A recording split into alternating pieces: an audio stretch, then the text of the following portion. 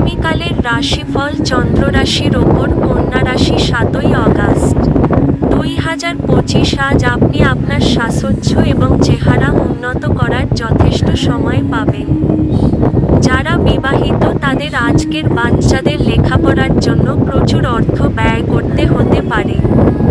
আপনার নতুন প্রকল্প এবং পরিকল্পনা সম্পর্কে আপনার বাবা মায়ের বিশ্বাস অর্জনের জন্য এই সময়কালটি ভালো।